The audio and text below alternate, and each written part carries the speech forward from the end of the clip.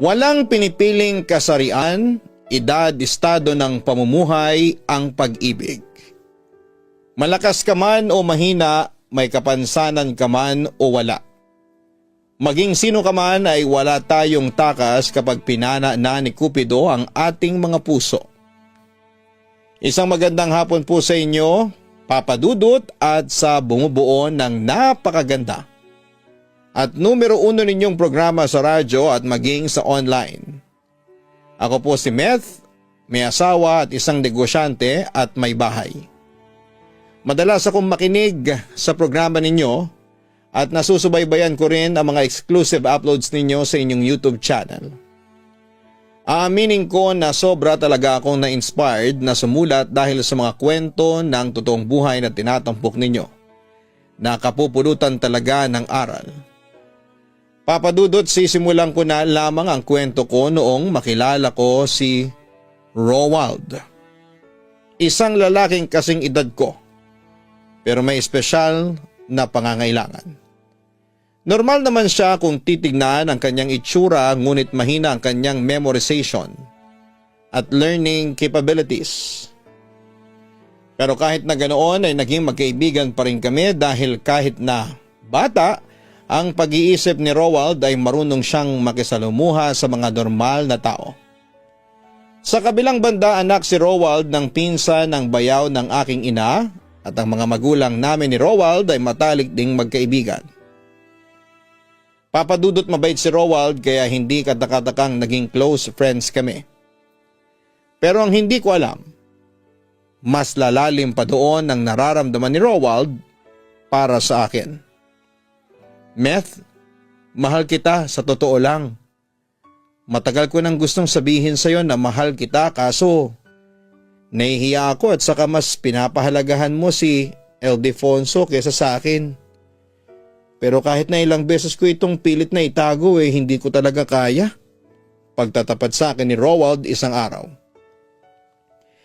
Sa totoo lang ay nagulat ako noon. Hindi ko alam kung ano ang aking sasabihin. That time kasi ay meron na akong lalaking iniibig, si Ildefonso. Mabait, maalaga, understanding at loyal ang aking boyfriend na siyang nagustuhan ko sa kanya. Para sa akin si Ildefonso na ang lalaking the one at gusto kong makasama habang buhay. Kaya hindi ko alam kung paano ko sasabihin kay Rowald ang totoo nang hindi siya nasasaktan. Sorry Rowald. Hindi kita kayang mahalin. Halos pabulong kong pagtatapat sa aking kaibigan. Pero narinig yon ni Rowald at para siyang maiiyak. Alam kong nasaktan siya sa ginawa kong pag-amin. Muli akong nagsalita. Kaibigan lang talaga ang turing ko sa iyo. At saka may iba na akong mahal sa Ildefonso. Bakit siya? Bakit hindi ako? Mangiyak-ngiyak na tanong sa akin ni Rowald. Huwag ka na sanang magalit sa akin pero nagpapakatotoo lang ako. Hindi talaga kita kayang mahalin. Pag-amin ko sa kanya. Oo, alam kong masakit yung marinig pero kailangang malaman niya ang totoo. Ayoko kasing umasa pa siya sa akin. Bakit Meth? Kumo ba ganito ako? Kumo ba abnormal ako? Tumingin ako kay Rowald at hinawakan ang pareho niyang kamay. Rowald, hindi pa naman huli ang lahat para sa iyo. Makakakita ka pa rin ng babaeng magmamahal sa iyo ng tunay. Sayang lang at hindi ako yun, ang sabi ko. Napansin siguro niya na wala na talagang magagawa para mahalin ko siya. Nang higit pa sa isang kaibigan kaya nag-decide na lamang siyang magparaya. Sige Meth, magpaparaya ako. Kahit na masakit sa akin ay pipilitin kong maging masaya para sa iyo. Pero alam mo Meth, hindi ko pa rin isusuko ang pagmamahal ko sa iyo kahit na iba na ang lalaki nagmamay-ari sa puso mo, sabi niya sa akin. Aaminin ko na sa puntong yon ay parang inuusig ako ng aking konsensya. Pwede pa naman tayong maging magkaibigan, hindi ba? Ipagpatuloy natin yon. Sinubukan ko pa rin i-comfort ang aking special friend. Ano pa bang magagawa ko? Hanggang doon lang naman ang kaya mong ibigay. Kaya kahit masakit sa akin ay tatanggapin kong hanggang magkaibigan lang tayo. Kung saan ka maligaya, pipiliin kong maging maligaya para sa'yo. Kahit nakapalit nito magdusa pa ako habang buhay. Ang sabi ni Romuald. Huwag mong isipin yan. Hindi ka magdurusa kasi hindi pa naman huli ang lahat. Kahit na ganyan ka, kahit na may kapansanan ka may mabuti ka namang kalooban. Ang sabi ko naman. Dapat ko na talagang tanggapin na hindi para sa akin ang magmahal. Sana maging masaya sana kayo ni Ildefonso. Hangad ko ang kaligayahan ninyong dalawa. Yan ang mga huling sinabi sa akin ni Romuald bago siya bumalik sa kanyang bahay. Papadudot binasted ko si Romuald hindi dahil sa kapansanan niya kundi dahil sa wala talaga akong ibang nararamdaman noon para sa kanya. Maliban na lang sa pagiging kaibigan. Ang totoo niyan ay parang kapatid na nga ang turing ko sa kanya. Sa kabilang banda, alam ko na masakit yon para sa kaibigan ko na makitang masaya ko sa piling ng ibang lalaki. Alam ko na nagdurugo ang puso ni Romuald dahil doon. Pero wala akong magawa kasi nagpapakatotoo lamang ako. Pero bilang kaibigan ay hindi ko pa rin pinabayaan si Romuald at sa halip ay pinagpatuloy pa rin namin ang aming nasimulang samahan. Papadudot lumipas ang ilang buwan, ay masasabi ko namang naging masaya ako sa pagmamahal sa akin ni Ildefonso. At dahil sa almost perfect na nga ang relasyon namin, ay naging kampante na ako at inakalang wala ng katapusan ang kasiyahang yon. Pero nagkamali ako papadudot dahil lumipas pa, ang mga araw ay unti-unting nanlamig sa akin sa Ildefonso. Hanggang sa isang araw ay natuklasan ko na lamang na nangangaliwa siya sa akin. Dahil doon ay hindi na ako nagdalawang isip pa na makipaghiwalay sa boyfriend ko. Sobrang devastated ako noon ngunit sa oras ng aking pigati ay si Romuald ang naging karakaramay ko. Romuald, hiwalay na kami ni Ildefonso, pagtatapat ko. Nakakalungkot naman, ang sabi niya sa akin. Nakikisimpatya siya sa aking masalimuot na karanasan sa pag-ibig. Minahal ko naman siya. Naging tapat naman ako sa kanya. Hindi naman siguro nagkulang ang pagmamahal ko kaso nalaman lamang ko na may iba pala siyang girlfriend bukod sa akin. Pinagmukha niya akong tanga pagkukwento ko pa kay Romuald. Huwag ka nang umiyak. Hindi mo dapat iniiyakan ang ganong klaseng lalaki. Meth, kaya mo yan. Kalimutan mo na si Ildefonso at isipin mo na lang na hindi siya ang nararapat na lalaki na mahalin mo. Pag-aalo niya sa akin. Isa sa hinahangaan ko kay Romuald, kahit na sabihing may kakulangan siya sa aspetong psikolohikal, ay matino siyang kausap. At damang-dama ko talaga na karamay ko siya. Sa totoo lang ay mas gusto ko pa siyang kasama kesa mga normal na tao. Huwag ka nang umiyak, sige tutulungan kitang makapag-move on. Basta palagi mong tatandaan na narito lang ako palagi sa tabi mo. Handang tumulong sa iyo anumang oras. Kaibigan kita. Napatingin ako kay Romuald sa mga sinabi niyang yon. Naiyak ako dahil kahit na may kapansanan siya, ay ginagawa pa rin niya ang lahat para mawala ang sakit na nararamdaman ko sa dibdib. Papadudot. Bagamat nandyan palagi si Romuald sa akin tabi, ngunit hindi ko pa rin magawang kalimutan si Ildefonso. O kahit na niloloko niya ako, ay may pagmamahal pa rin akong nararamdaman sa kanya. Nami-miss ko pa rin ang mga happy memories namin at palihim na umaasa na sana'y magbago na si Ildefonso. At gumawa ng paraan ang tadhana para magkabalikan kami. Hanggang sa isang araw, isang tawag ang na-receive ko mula kay Ildefonso. Hello Ildefonso? Panimula ko habang narinig ang paghinga ng aking ex-boyfriend. Alam kong nahihiya siyang magsalita kaya ako na lamang ang nagpatuloy. Bakit ka ba tumatawag ha? Anong kailangan mo? Meth, Kaya ako tumatawag sa iyo para humingi ng sorry. Narinig kong sabi ni Aldefonso sa kabilang linya. Oo, inaamin ko nagkamali ako at nagsisisi na ako doon. Hindi ko dapat sinaktan ang babaeng mahal ko. Pagpapatuloy pa niya. Kung ganon, hindi na si Kate ang mahal mo. Sabi ko habang tinutukoy ang babaeng isanabay niya sa akin. Oo, kaya eto ako tumawag sa iyo para sabihing mahal na mahal kita. Please, Meth, patawarin mo na ako at muli mo akong tanggapin sa buhay mo bilang boyfriend. Pagmamakaawa ni Aldefonso sa akin. Sige Aldefonso, pag-iisipan ko, ang sabi ko sa kanya. Pagkatapos ay naputol na ang tawag. Oo, gusto ko makipagbalikan kay Aldefonso pero ayokong magpadalos-dalos ng desisyon. Gusto kong pag-isipang mabuti kung tama ba ang aking gagawin o kung totoo bang nagbago na si Aldefonso. Kapag nasiguro ko na ayos na ang lahat, saka lamang ako babalik sa kanya. Pero hindi natuloy ang pagbabalikan namin dahil bigla na lamang umalis si Aldefonso papunta ng Dubai para doon na magtrabaho. Kaya nawala na ako ng pag-asa na magkakaroon kami ng second chance. At sa halip ay finokus ko na lamang ang aking atensyon sa trabaho. At syempre sa aking special friend na si Roald. Sa kabilang banda lumipas pa ang isang taon ay dumating ang isang pagsubok sa buhay ni Roald. Nagkasakit siya ng cancer at nang malaman ko yon ay sobra talaga akong nalungkot. Bilang best friend ay isa ako sa mga nagbantay at nag-alaga kay Roald. Isa rin ako sa mga taimtim na nagdarasal sa Diyos na sana'y gumaling na ang best friend ko sa sakit niya. At mukhang dininig noon ng Panginoon ang mga dasal ko dahil lumalakas si Roald at sinisikap niya talagang lumaban para sa kanyang buhay.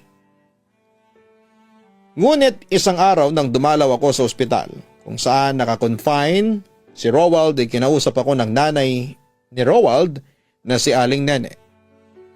Nakausap ko kasi yung doktor ni Roald. Ang sabi malala na raw yung cancer niya. Sabi pa nila baka 3 o hanggang 6 na buwan na lang ang itatagal ng buhay ng anak ko. Pagkukwento sa akin ng nanay ni Roald. Nanlumo ako pagkarinig ko sa masamang balitang yon at napatingin ako kay Roald na natutulog sa kanyang kama ng mga oras na yon. Naiyak ako kasi hindi ko ma-imagine na ilang buwan na lamang pala ang itatagal ng aking special friend.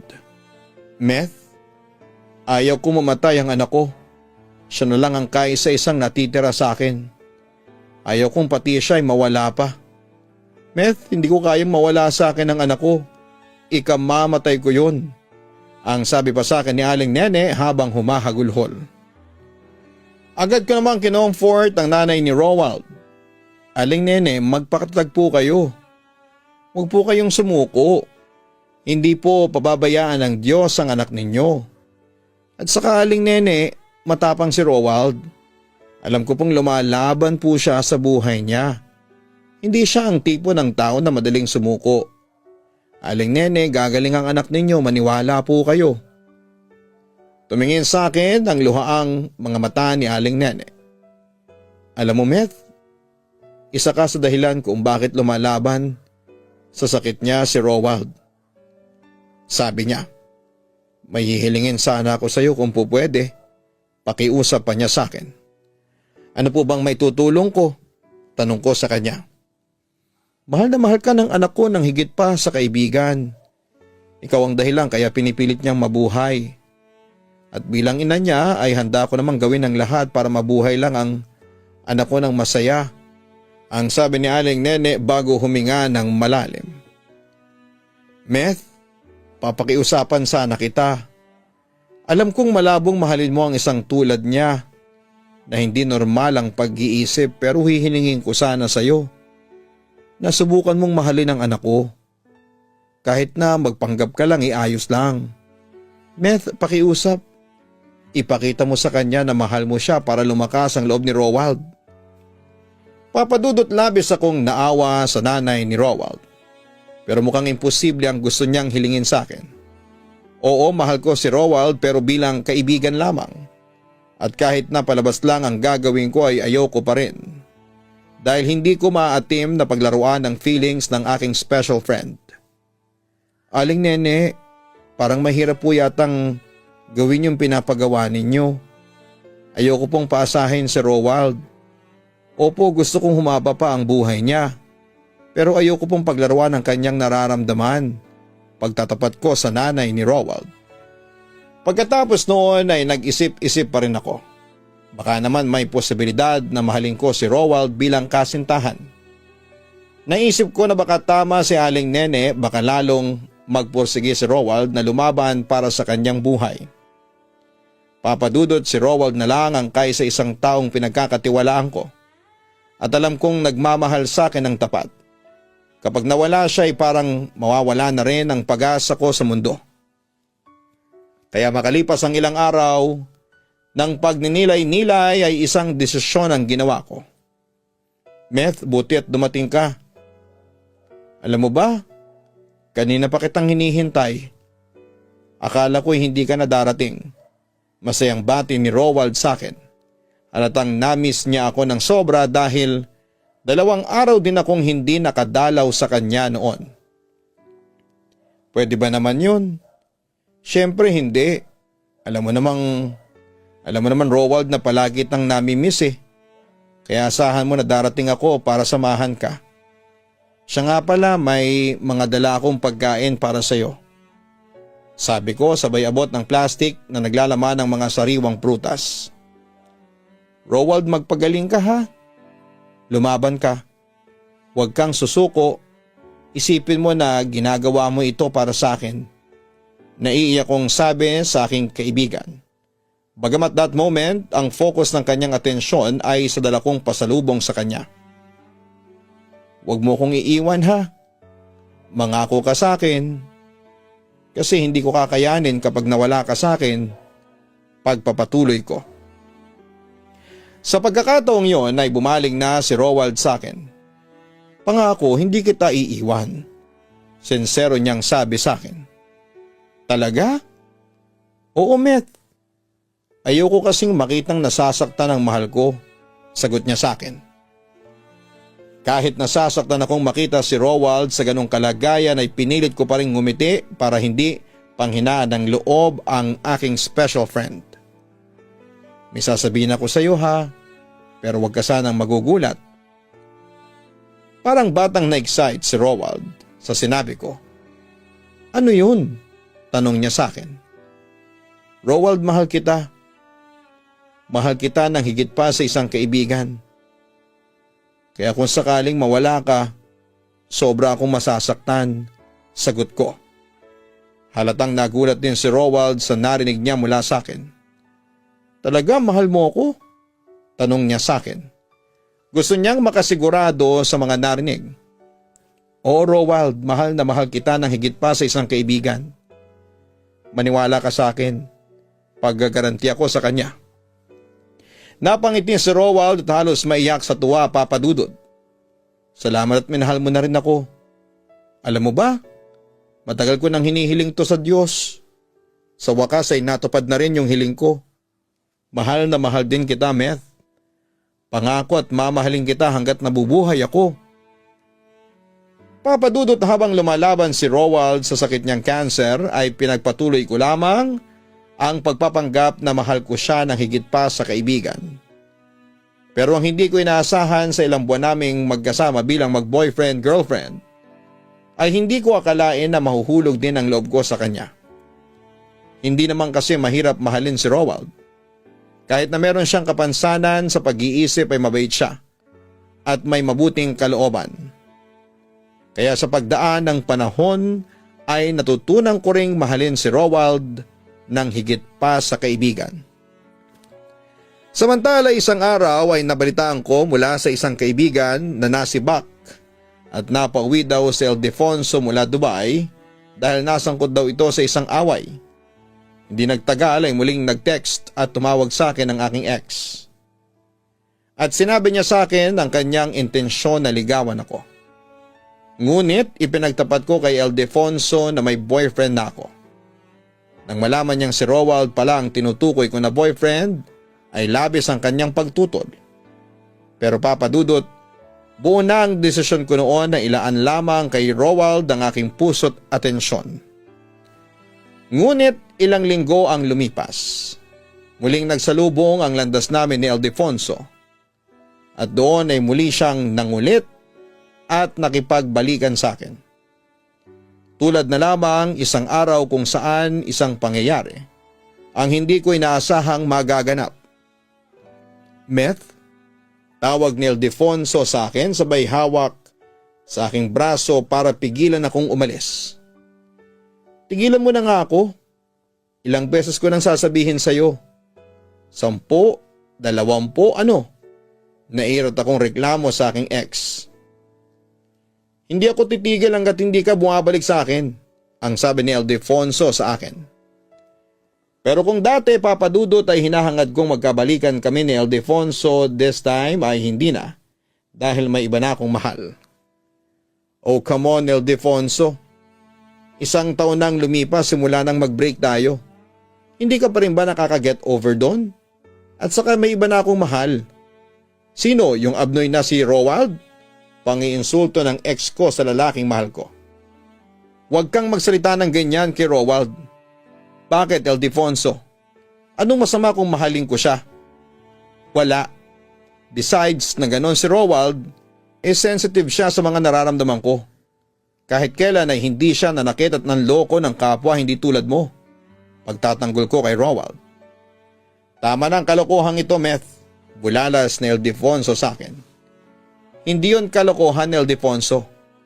Nagmamatigas kong sabi. Pasensya ka na Ildefonso pero tapos na talaga ang kahibangan ko sa iyo.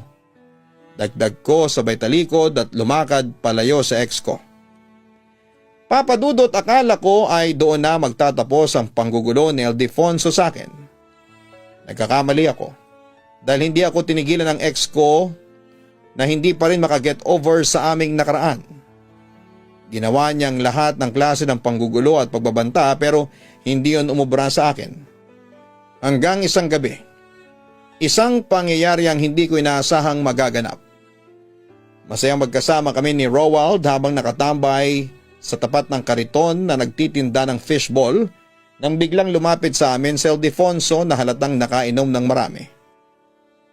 Meth, tawag sa akin ni Ildefonso. Kasama mo palang abnoy na yan? Wala kaming panahon sa mga paandar mo. Naiirat akong sabi at hinila ko na si Rowald para sumama sa akin na umalis. Pero pinigilan kami ni Ildefonso. Ibang klase ka rin no? Pinagpalit mo ko sa isang katulad niya. Pangiinsulto pa niya sa amin ni Rowald. Ildefonso, wala ka nang aasahan pa sa akin. Stop this madness! Sigaw ni Ildefonso, halatang epekto ng kanyang kalasingan.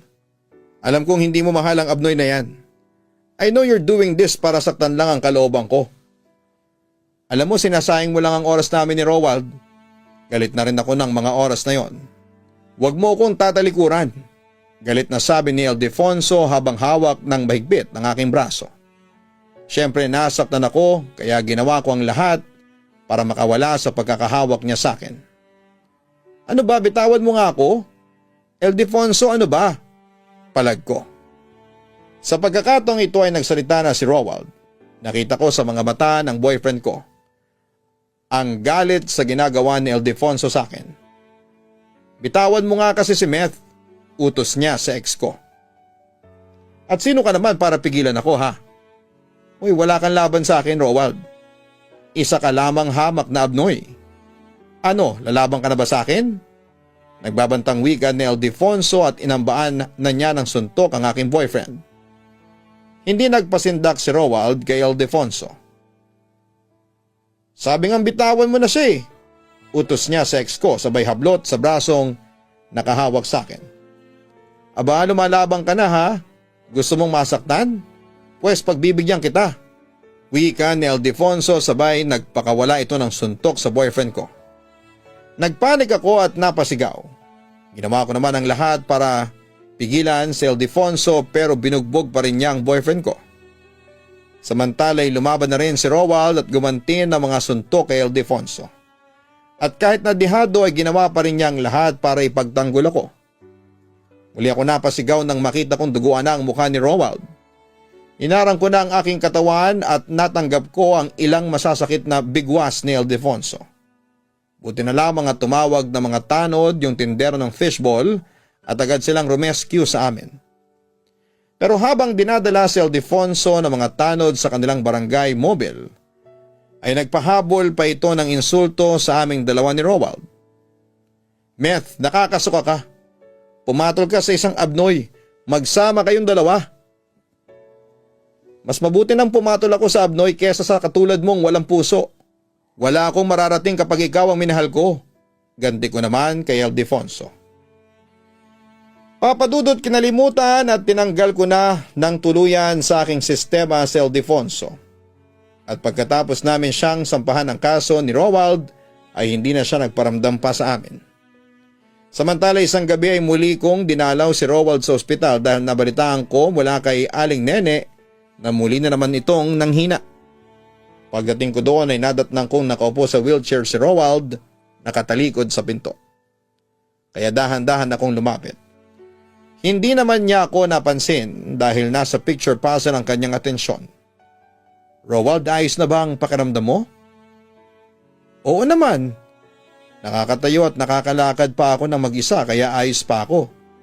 Sagot niya sa akin. Habang nakapukaw pa rin sa kanyang sinosolve na picture puzzle. Napangiti na lamang ako. Maiksi kasi ang kanyang attention span kaya hindi ko na lamang siya inistorbo dahil ayoko masayang ang ginagawa niya.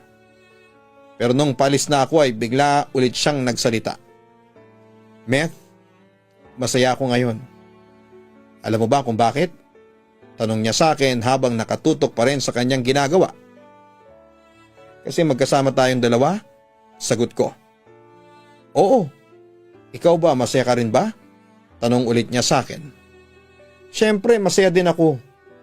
Hindi mo alam kung gaano ako kasaya kapag kasama kita.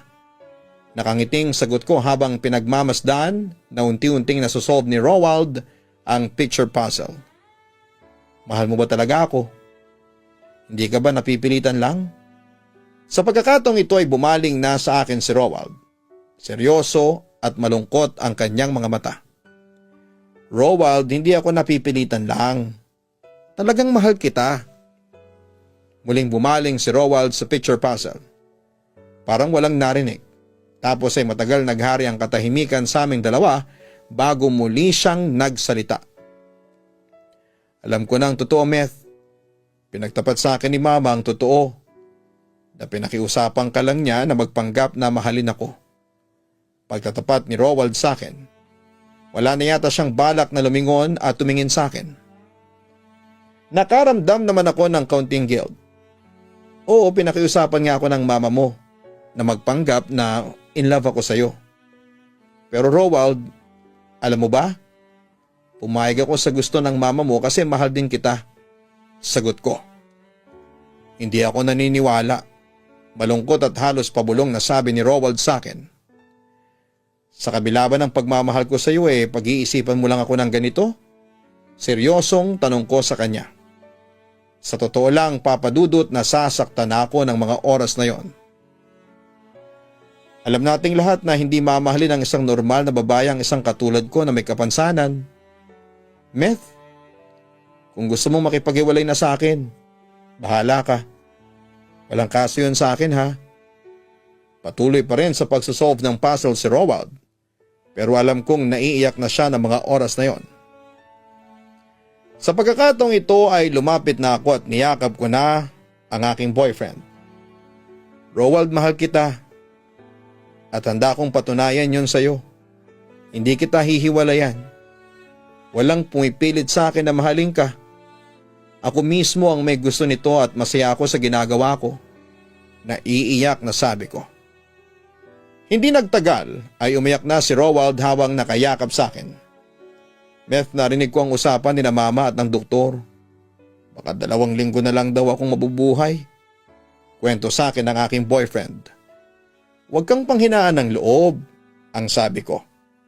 Sinusubukan kong palakasin ulit ang kanyang loob. Ahaba pa ang buhay mo, magtiwala lang tayo sa Diyos. Ayokong mamatay. Natatakot ako. Sa pagkakataong ito ay humagulhol na siya. Agad ko naman siyang hinagod. Pero that time, Papa Dudut, ay kinakabahan na rin ako. Pinanghihinaan na ng loob kaya pagkatapos noon ay agad akong tumungo sa chapel malapit sa ospital. At doon ay nagdasal ng taimtim. Hiniling ko na sana ipahabain pa ng Diyos ang pagsasama naming dalawa ni Rowald. Lumipas pa ang mga araw at patuloy sa paglala ang sakit ni Rowald at halos manlumo ako. Sa tuwing nasasaksihan ko ang pagsigaw niya nang dahil sa sobrang kirot. Awang-awa ako, Papa Dudut, parang tinutusok ng kutsilyo ang aking puso sa tuwing nakikita ko si Rowald na nakaratay sa kanyang kama. Alas wala ng pag-asang gumaling. Dahil dito ay hinanda ko na ang aking sarili sa posibleng mangyari. Samantala isang araw ay masaya kaming nanood ng isang romantic movie sa aking laptop tapos ang eksena noon ay kinakasal na ang bidang babae at lalaki. Napansin ni Rowald na kilig ako kaya nagsalita siya sa akin. Wish ko na sana'y maikasal tayong dalawa bago ako mamatay. Nahinto ako sa panonood at napabaling sa aking boyfriend. Wish ko lang naman yun. Okay lang sa akin kahit na hindi mangyari yun. Itinabi ko ang laptop na hawak at sa halip ay hinawakan ko ang kanang kamay ni Rowald. Walang problema sa akin. Handa akong tuparin ang wish mo. At yun nga, Papa Dudut, pagkatapos noon ay sinabi ko sa nanay ni Rowald ang aming plano at agad naman siyang pumayag. Kahit simpleng kasalan lang ay okay na sa amin ni Rowald. Agad na kinontak ni Aling Nene ang kilala niyang pare na magkakasal sa amin ng anak niya. Ako naman ay naghanda sa dadamitin namin. Bumili ako ng simpleng white gown para maging wedding dress at white barong naman kay Rowald. Tinawagan ko rin ang mga close friends namin ni Rowald para maging sponsors at witnesses sa kasal. At dahil sa hindi nakakalabas ng ospital ang aking boyfriend, ay napagdesisyon na naming doon na lang din mismo ganapin ang kasal. At dumating rin ang araw na pinakahihintay namin ni Rowald, ang araw mismo ng kasal. Bagamat sa loob ng ospital yon ginanap, dahil naka-life support na si Rowald ay naging masaya pa rin kami ng aking fiancé.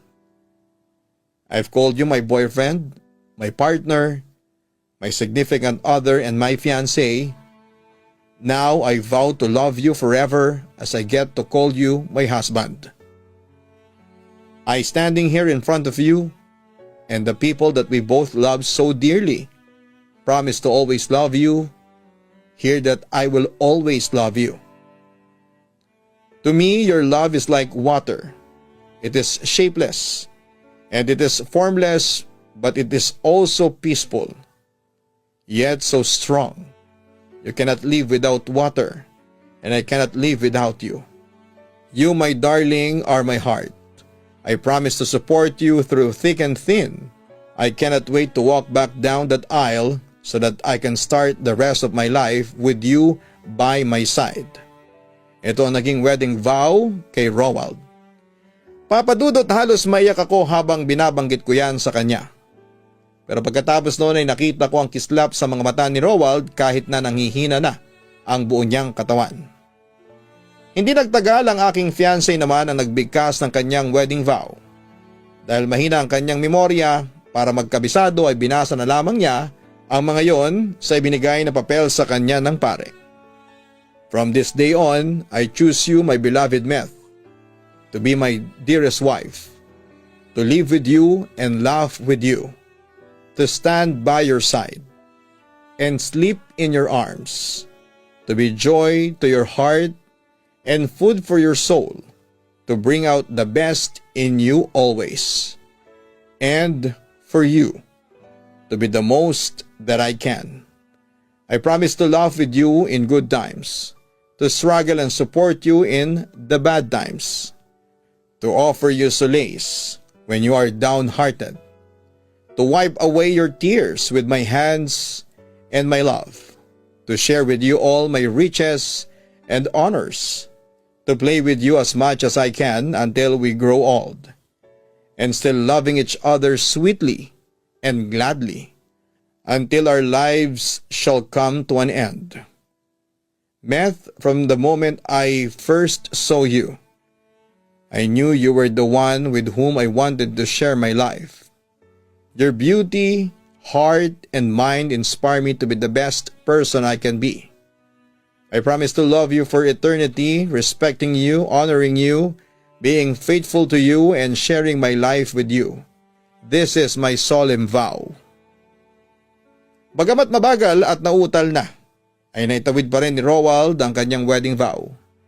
Naiyak ako ng sobra, Papa Dudut, dahil sa kabila ng kanyang kapansanan ay minahal niya ako ng lubos. Hindi ako nagkamali ng desisyon na pakasalan ng isang special person, my special husband. Hindi nagtagal, natapos ang seremonya ng kasal. Lahat kami masaya dahil sa wakas ay legal na kami mag-asawa ni Roald. Pero nang oras ding yon ay biglang nanghina at bumagsak ang kalusugan ng aking asawa. Lahat kami ay nataranta, ang aking biyanan ay agad na tumawag ng doktor para iligtas si Roald. Roald, nakikiusap ako sa iyo, lumaban ka. Gawin mo ito para sa asawa mo. Naiiyak kong sabi sa kanya. Mahigpit ang pagkakahawak ko noon sa kanyang kanang kamay. Please, wag mo naman akong iwanan. Mahal ko, salamat ha. Maraming salamat at minahal at tinanggap mo ako bilang asawa. Alam mo ba, Meth? Ito na siguro ang pinakamasayang araw sa buhay ko. At nagpapasalamat ako kasi naranasan ko ito bago ako mamatay. Pwede na akong mamatay ngayon. Mahina at halos pabulong na wika ng aking asawa. Huwag ka namang magsalita ng ganyan, Roald. Hindi ka mamamatay. Hysterical na ako ng mga oras na yon. Huwag kang mag-alala. Kung sakaling mamatay man ako ngayon, hindi pa rin kita iiwan. Kahit na nasa kabilang buhay pa ako ay babantayan at ipagdarasal pa rin kita, Meth. Tatawan ko lang naman ang namatay.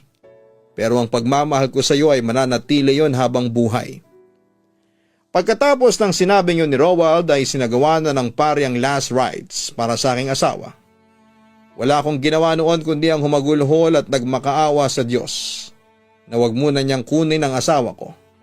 Nang matapos ang last rites ay unti-unti nang ipinikit ni Roald ang kanyang mga mata para magpahinga na ng payapa sa piling ng Diyos. Papadudot nang mamatay ang asawa kong si Roald noong September 2, 2013 ay wala akong ginawa kundi ang umiyak ng umiyak. Para na bang katapusan ng mundo sa akin.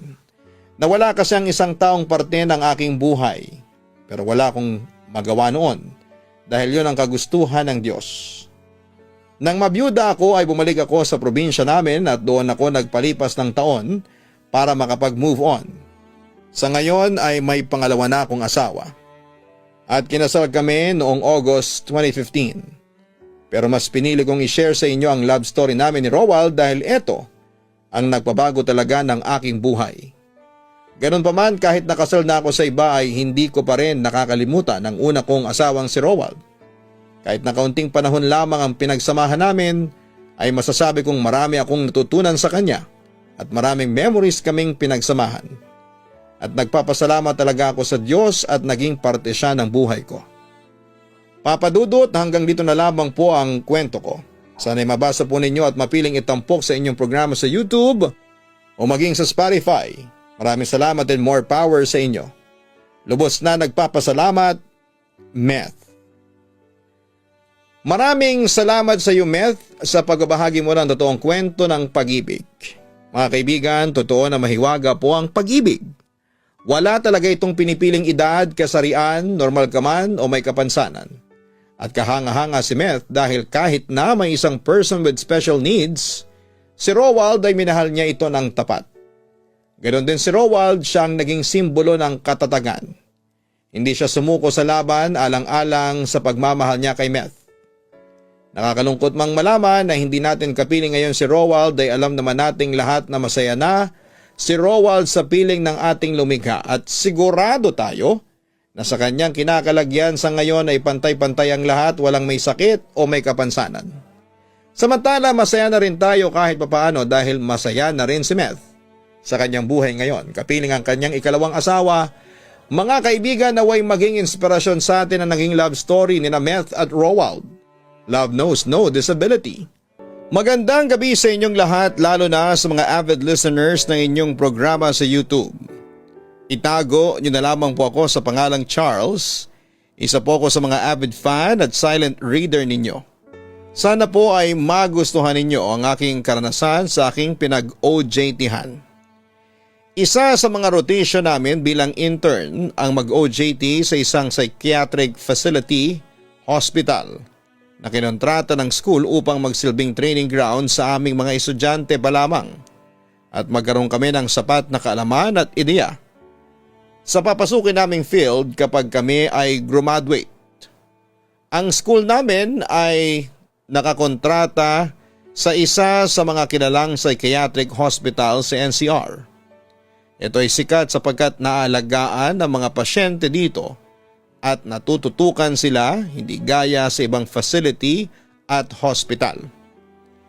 Papadudot 4 kaming magkakaklase ang magkakasama sa nasabing psychiatric facility.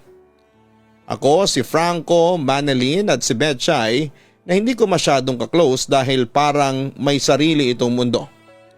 Natatandaan ko unang araw namin ay orientation at nagkaroon na rin kami ng chance na makita ang mga pasyente at makita ang mga ginagawa ng aming kasamahang interns galing sa ibang school.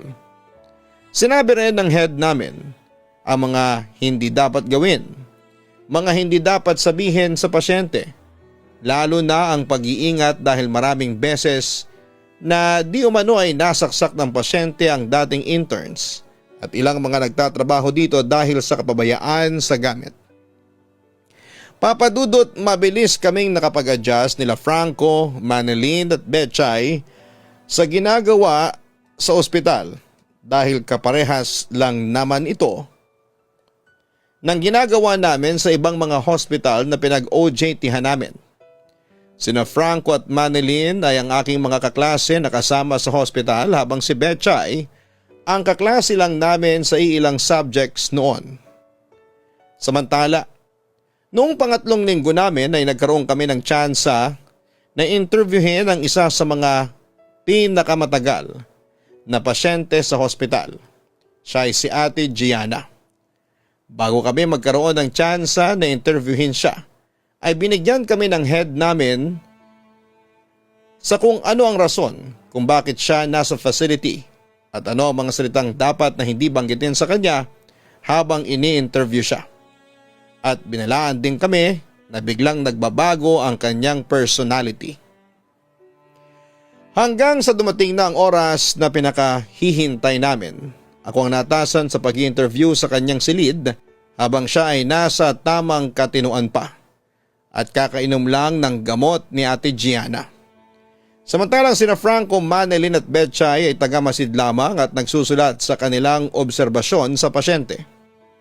Since nabawal magdala ng kahit na anong panulat, ay dapat kong masaulo lahat ng mga tanong ko kay Ate Gianna. Pumasok ako sa kwarto niya at agad naman akong ngumiti at binati siya. Ang kanyang tugon ay pangkaraniwan lamang, hindi mo akalain na may sakit sa pag-iisip. Magandang hapon po Ate Gianna. Yan ang bungad ko sa kanya. Tumango lamang siya habang nakangiti.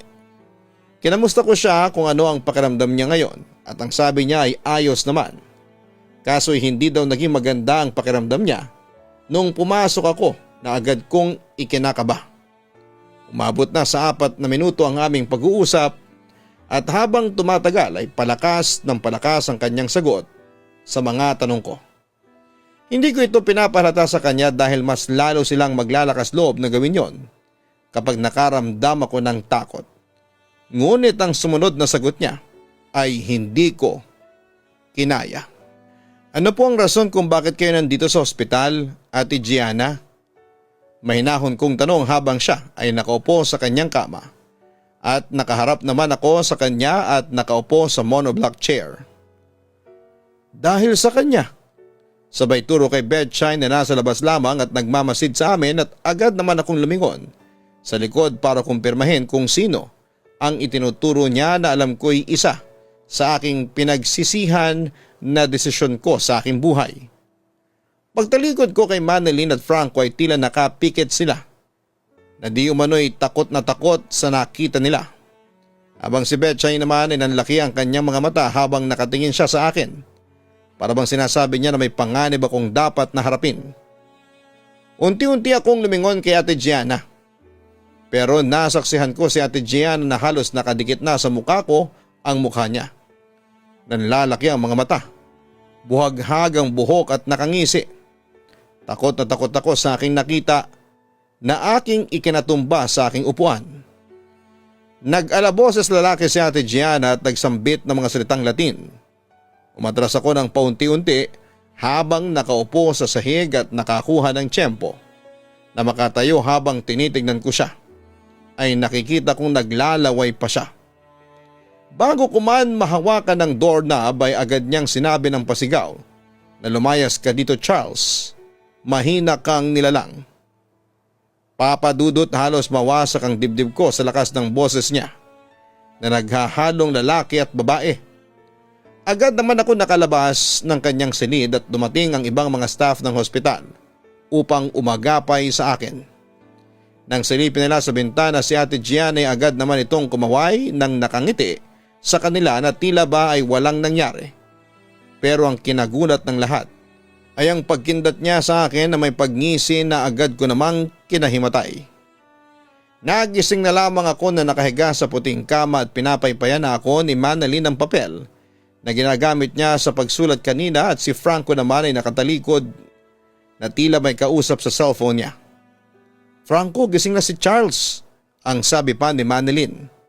Umarap sa akin si Franco na tila ba'y nabunutan ng tinik. Agad namang binanggit ni Franco na ma'am, gising na po si Charles. At maya-maya naman ay dumating na si Betchay kasama ang head at supervisor ng department na kinabibilangan namin sa ospital. Magaan ang kanilang salubong sa akin. Kinamusta nila ang pakiramdam ko na sinagot ko naman ng okay na po ako. Kahit deep inside takot na takot pa din ako na halata naman sa mukha ko. Nagtinginan si Sir Tony na supervisor namin at Ma'am Goldie na department head namin. Na tila ba'y nagbigay hudyat sa kanila para magsimulang magkwento sa pasyente. Napagalaman namin na si Belshazzar ang aming nakita kanina. Bali ka-anim sa katauhan ni Ate Gianna na kung saan ito daw ay may kakayahang malaman ang iniisip ng tao at magboses lalaki. Kaming tatlo ay natakot sa narinig namin dahil si Ate Gianna ay ang aming subject patient namin o yung pasyente na kailangan naming pagtuunan ng pansin at alamin ang history niya at mag-conduct ng iba't ibang mga test.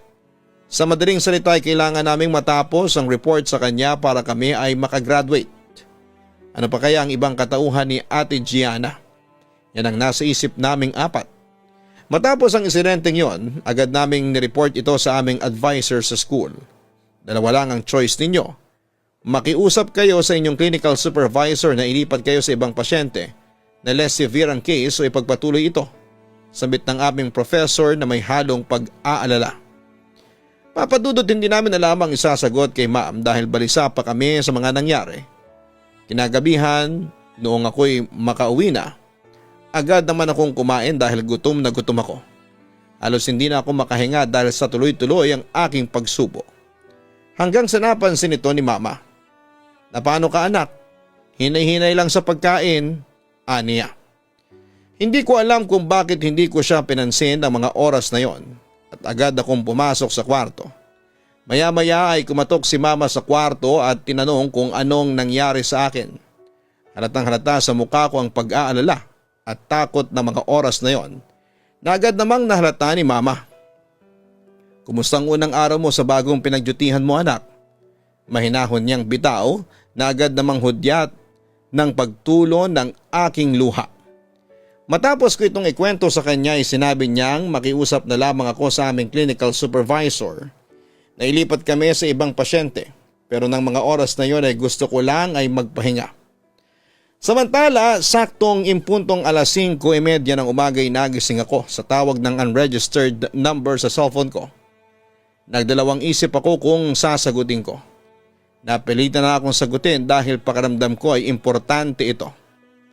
Dumampi sa akin tenga patungo sa dulong bahagi ng pako ang malamig na boses ng isang babae na naghayag ng salitang tulungan mo ako. Agad nalaglag ang aking cellphone sa pagkakahawa ko at halos hindi ako makagalaw sa pagkakaupo ko sa higaan. Tila na walang antok ko nang marinig ko yon. Nag-isip ako kung ipagpapatuloy pa ba namin ang aming nasimulan kay Ate Gianna. Marahil ay siya yon, humihingi ng tulong sa akin. Ngunit hindi ko maintindihan. Sa huli na pagdesisyonan ko din na ipagpatuloy na lamang. Alas 7 ng umaga nang ako'y gumayak na at nakahanda na ang umagahan sa hapag. Nagtaka ko dahil bihirang maganda ng umagahan si Mama matapos kong kumain. Dumating na si Mama. O ma, saan ka galing? Agad siyang lumapit sa akin, abot-abot ang maliit na botelya na may laman na asul na likido. Para saan to ma? Tanong ko na may halong pagtataka. Pumunta ako dun sa albularyo natin, si Aling Deli, at sinabi niyang pag bumula ang likido sa loob at naging berde, may hindi pang karaniwan na nilalang ang nasa loob ng tao. At kung walang pagbabago, ibig sabihin ay sa mental na aspeto ang problema. Lumapit ka lang sa kanya at kusa na ito mag-react. Naguluhan ako, pero agad sinambit ng bibig ko. Ha? Naniniwala ka dun ma? Ayokong dalhin yan, bawal yan dun, sabi ko. Wala siyang kibo noong sinabi ko yon at agad naman niyang ibinigay sa akin ang aking baon at nagpaalam na ako sa kanya. Papadudot alas 9 ang aming pasok. Sa pinagdyutihan namin, nagkita-kita kami nila Franco at Manilyn sa MRT. Agad nila akong in-inform na kaming tatlo na lang ang natitira dahil si Betchay ay nagpa-assign sa ibang pasyente. Bali kaming tatlo na lamang ang natitirang naka-assign na gumawa ng report kay Ate Gianna. Kumusta ka na nga pala Charles? Okay ka na ba kagabi? Sambit ni Manilyn habang naglalakad patungo sa waiting line sa terminal. Oo nga, kumusta ka na? Sambit din ni Franco. Okay naman ako, nakatulog naman ako kaagad. Sagot ko naman. Halata sa mukha nila ang pag-aalala. Hindi ko na sinambit ang nangyari kaninang umaga na may tumawag sa cellphone ko at ang alok ni Mama na botelya. Ayokong may nag-aalala sa akin kaya't hindi na ako naglakas loob na sabihin pa yon. 8:45 AM na kami ay makarating sa ospital. Nag-time in muna at kaunting usap-usap sa mga kasamahan kong interns at nagsimula na ang aming session. Habang naghihintay sa pagdating ng mga pasyente, agad akong nakaramdam ng kaba. Nakita ko si Ate Gianna. Ha? Bakit siya nakabihis pang lalaki? Sampit ko sa isipan ko. Bumati siya sa ibang mga co-interns ko, gayon din sa akin na tila ba'y normal at casual lamang. Natapos ang session namin na puno ng kaba dahil sa pagiging unpredictable ni Ate Gianna. Humingi kami ng pahintulot na makita ang kanyang medical records na gagamitin namin sa aming report sa kanya. Si Ate Gianna ay 29 years old, may mga old pictures pa siya bago siya na-admit. Almost 6 years na pala siya dito at nagulat ako sa ganda niya. As in sobrang ganda. Maputi siya, 5'4" ang height, mahabang kanyang buhok hanggang dibdib. Sobrang amo din ang mukha niya, mas nagulat ako nang buklatin ko ang sunod na pahina. Nag-aaral pala siya dati sa sikat na Catholic University sa Pilipinas at ang kurso niya ay commerce. Mayaman sila at balita namin ang kwarto niya ay isa sa may pinakamahal na bayad dahil sa pagiging magara nito. Siya rin ay na-diagnose ng DID o kung tawagin ay Dissociative Identity Disorder with Depressive Features. Nagtanong si Franco, ano, itutuloy pa ba natin to? Hindi kami nakasagot ni Manilyn. Sa pagkakaalam namin ay sobrang bihira ng DID na case dito sa Pilipinas. May contradiction din kasi between DID at ang paniniwala natin sa sapi. Kaya nakakakaba sa part namin na baguhan pa lamang. O ituloy natin. Pagkatapos natin to, magandang grado ang ating makukuha dahil sa hirap at bihira ng kaso nito, sabi ko sa kanila.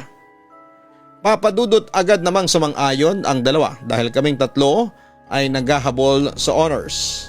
Tapos sumang-ayon ang lahat ay agad naman naming niligpit ang mga records at dali-daling bumalik sa lounge. Samantala papunta na kami sa lounge. at nadaanan namin ang kwarto ni Ate Gianna. Sumilip kami pero katakataka dahil walang tao.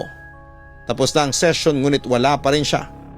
Mula sa bintana ng kwarto niya agad na sumulpot ang kanyang ulo na nakaharap sa amin nang nakangisi. Napasigaw kami at biglang may sumabog. Naramdaman ko sa bulsa ko yon. Unti-unti kong kinapa ang aking bulsa habang tumatakbo kami papalayo sa kwarto. Lintik yung bote pala nilagay ni Mama sa bulsa ko. Sambit ko sa isipan ko. Agad na kumalat ang itim na likido sa pantalong ko na kulay puti. Katakataka, imbis na bumula lang ito ay pumutok ito.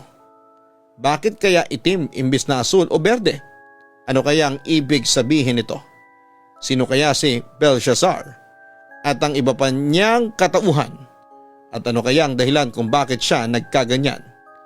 Yan ang mga tanong ko noon ng mga panahong yon. Ano yan?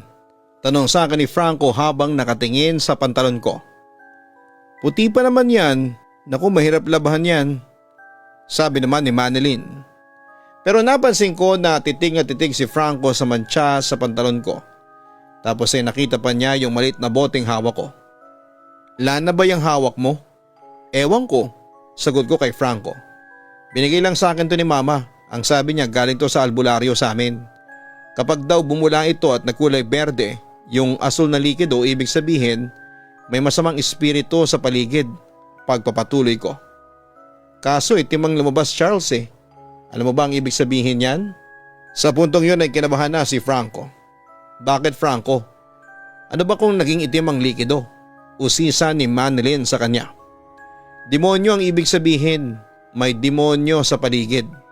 Mahinang wika ni Franco na siyang nagpataas ng balahibo sa buong katawan namin. Pagkatapos noon ay sabay-sabay kaming humarap sa bintana ng kwarto niya at nanlaki ang mga mata namin sa aming nakita.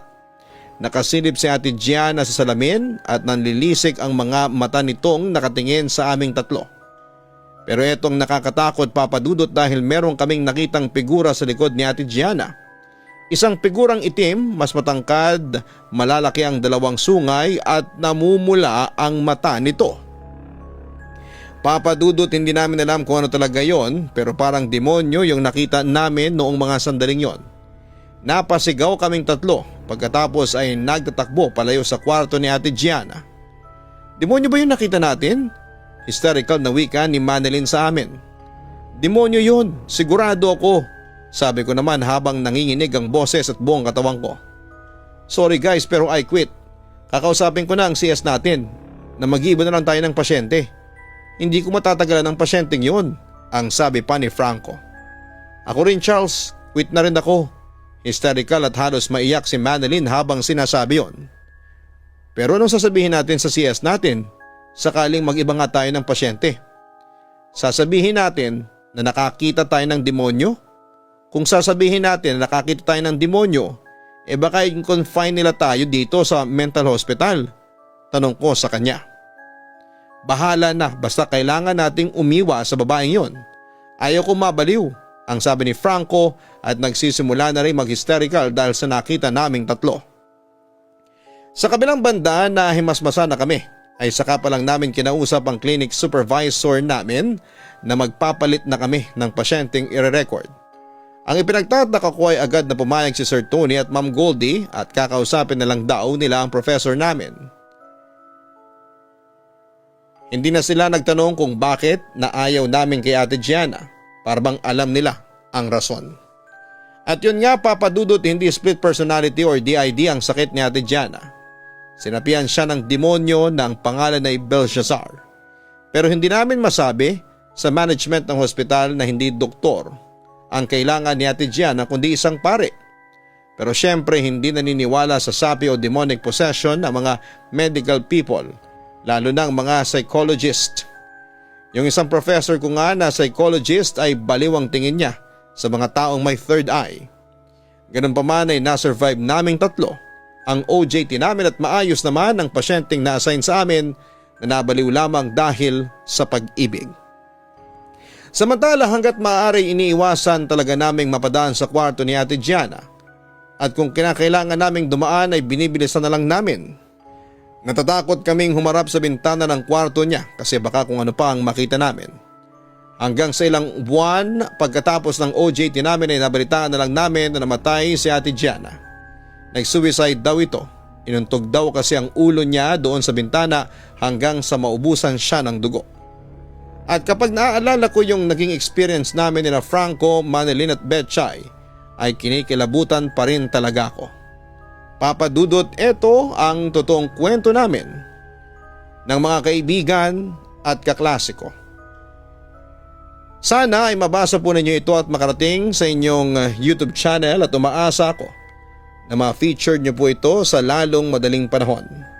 Maraming salamat at magandang gabi sa inyong lahat. Lubos na gumagalang, Charles, also known as Chubbs. Maraming salamat sa iyo, Charles, sa pagbabahagi mo ng iyong tunay na karanasan sa Papa Dudut Stories.